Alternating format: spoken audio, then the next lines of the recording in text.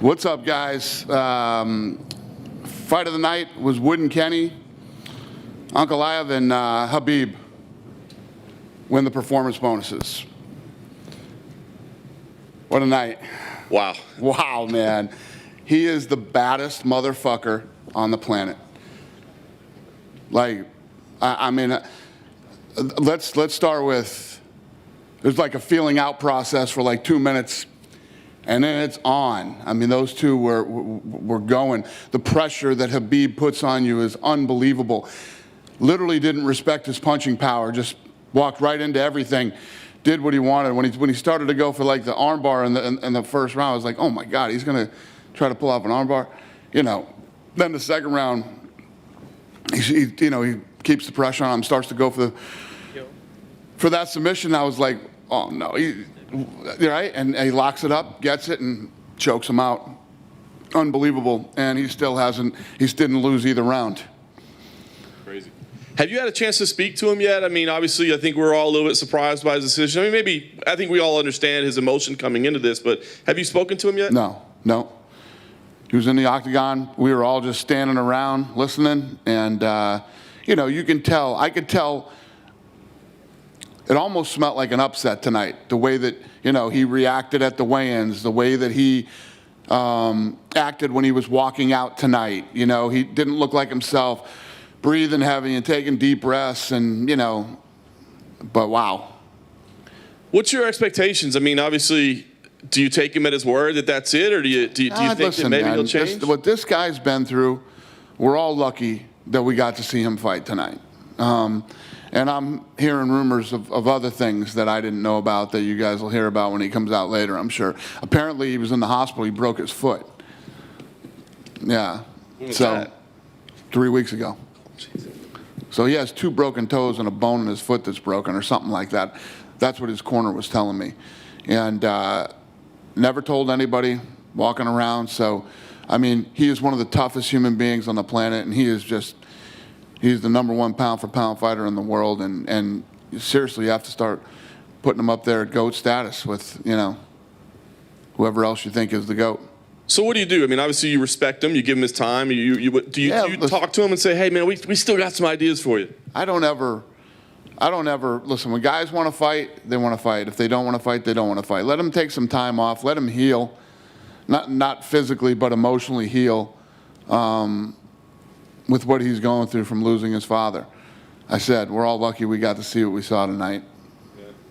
I guess it'll all, we'll have to see how it plays out with him, how the rest of the division shakes out. But we did have Michael Chandler here tonight. Obviously, he got announced and did an interview and didn't get to fight. Have you figured out what you want to do with him now that, he didn't have to fill in this weekend?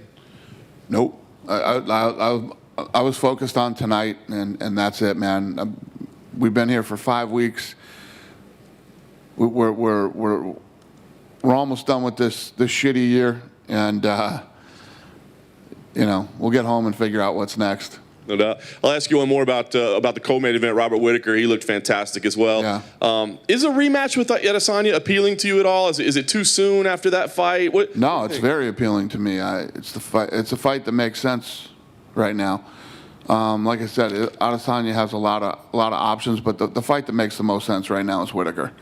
I thought Cannonier was going to be a much tougher challenge for him. He looked good tonight, so the Adesanya fight makes sense. I know we're all excited to get back to Vegas and start there again, but there was a big announcement tonight about Etihad Arena and that'll be open next year. Have you started talking about 2021 yet? And tomorrow. I have a big meeting here tomorrow, so. Do you have an idea when you think we'll be back? Late January, early February, maybe. Go back home, do a bunch of fights at home, and then we should be ready to do, some international fights, title fights, and things like that. The end of January, early February. Nice. And last thing for me, since he's the hero of Fight Island, Hamza Chimaev, of course, you mentioned the other day in an interview, him and Leon Edwards. Just want to get a status update on that. Is that signed and done? Yeah. Is it signed, guys? Who's in here? Yeah? Done. Signed. Done. Signed, done. December 19th. Yeah. Awesome. Thanks, Dan. Thanks. I'm excited for that one, too. Before this fight, you mentioned that you had something big coming for Khabib. Obviously, he's retired now, but can you tell us what it was? No. Hey, Dana. Hey. I know you said you don't know what to do with Michael Chandler, but could it be something like him and Tony Ferguson as the coaches of The Ultimate Fighter? I know you're looking for coaches for that show. Would that not make sense? Yeah. No. Yeah. That's interesting too. But I don't know. I don't know yet. We'll see what happens. In MMA, we see a lot of retirements and then a lot of guys unretire. But with someone like Khabib, in your personal opinion, knowing that he promised his mother that he wouldn't compete again, do you believe him? I do. Yeah. And then earlier today, Floyd Mayweather did an interview and said that you guys have been in talks and you guys are going to be working together. And I know that recently you said Zuffa Boxing is benefiting from the coronavirus. Is that linked? No, I didn't say Zuffa Boxing was benefiting from the coronavirus. I said that there was interesting things going on out there that I might be able to put together that I would be interested in. I only want to put on fights that are the best fights. This is what we do. We put on the best versus the best, and the only way that I would do anything in boxing is if I could do that, and there is an opportunity. So I'm looking at. But yeah, I told you guys a long time ago that me and Floyd were talking about doing something.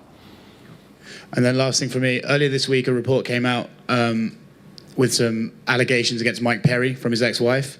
I was wondering if you'd heard about those and if that's something you're investigating.